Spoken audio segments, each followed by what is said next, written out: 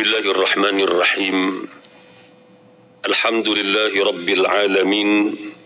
Hamdan kathiran tayyiban mubarakan fih.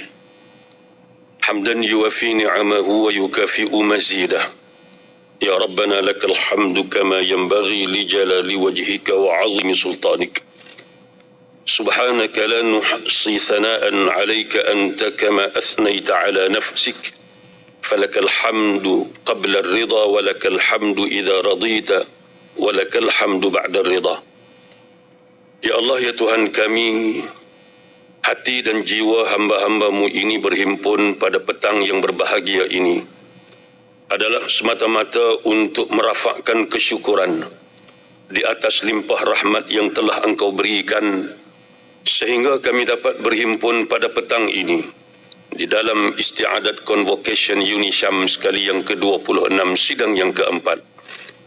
Allahumma ya wasi'ar rizq wa ya dzal jalali wal ikram.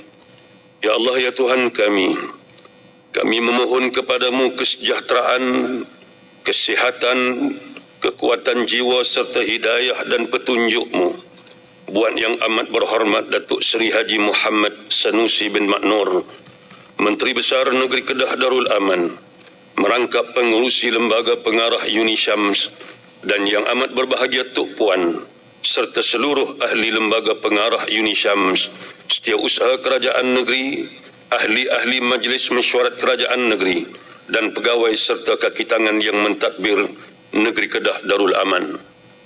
Kukuhkanlah dan teguhkanlah kerajaan yang memerintah negeri ini. Berilah petunjuk-Mu kepada kerajaan yang memerintah negeri ini kepada jalan yang benar. Kurniakanlah buat kepimpinan negeri ini kekuatan dan pertolongan serta petunjuk-Mu agar mereka dapat terus memimpin negeri Kedah Darul Aman dengan penuh ketakwaan, keimanan dan amanah serta tanggungjawab sehingga dapat merealisasikan impian negeri Kedah sebagai negeri mereka yang miskin dapat berteduh dan mereka yang kaya dapat menabur bakti. Negeri yang susah dapat merasa dan yang kaya dapat menabur jasa. Allahumma ya malikas samawati wal ard. Ya Allah, ya Tuhan kami mengakui bahawa rahmat-Mu begitu luas dan nikmat-Mu tidak terbatas. Oleh itu ya Allah, dengan rasa rendah diri kami memanjat harapan kepadamu